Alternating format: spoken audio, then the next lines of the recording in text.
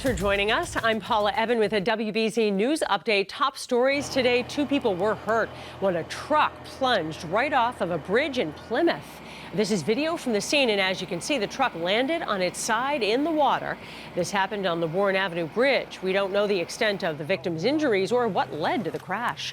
We've learned a woman from Topsfield was the driver who was hurt in a crash that shut down both sides of I-95 in Danvers. You can see Medflight taking off from the scene. She was driving a Jeep Wrangler, which overturned shortly before 8 this morning on 95 North at Maple Street. We don't know her condition right now.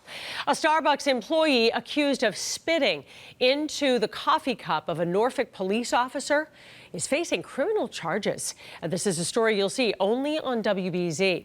The officer's lawyer says surveillance video shows the employee at the Starbucks in Medfield putting the cup into her mouth, but the employee denies those allegations. She'll appear in court on January 6th. Let's get a check of the forecast. Rain on the way. Here's meteorologist Zack.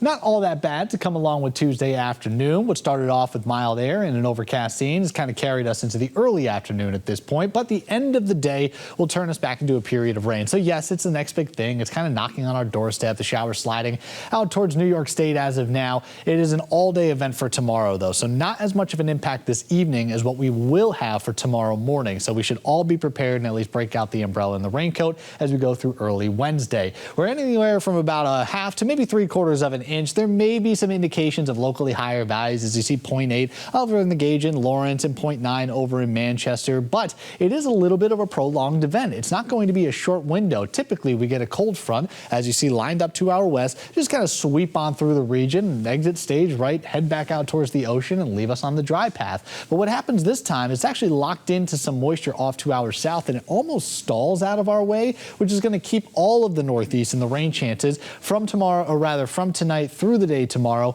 and we include Thursday morning too. There's going to be some pesky showers just kind of land towards coastal areas. Think of that as icing on the cake. I think most of the gauges will already be filled up. It's just a few more drops to contend with, and wet conditions as well. But at the height of our day, we're only an hour or two away from the official highs, likely between about 53 and 56 degrees. This is well above seasonal averages. We should be right around 45 degrees this time of year, so we're talking 8 to 10 degrees above where we should be. Those scattered showers will take over this evening, so if you have dinner plans tonight, you may just have to dodge a few. By the time we wake up tomorrow morning, there's really no escaping it. This is the timestamp at 6 a.m. We'll get closer to midday, and actually that first round may do enough to slip farther to the east. We are going to get a little bit more on tap for the end of the afternoon and heading closer to sunset.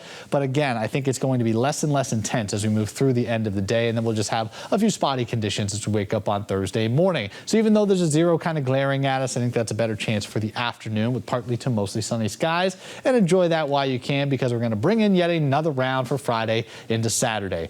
2 different avenues, though, and if the path is going to stay on the northern side, we'll get the rain and the wind to be more of an impact for Friday as well as Saturday. There may be some cold air in the northern side of New England, too, to introduce some snow at higher elevations. Still thinking it's going to take its southern track, which wouldn't be a full miss. It's still an ocean system, keeping us within the clouds and a few coastal showers, but that would mean less and less of a concern, so hopefully we can get out and about if that is the scenario. Instead of the 50s, we'll be into the 40s, so hopefully we can enjoy the upcoming weekend. I'm Paula Ebben. This has been a WBZ News Update. Have a good day.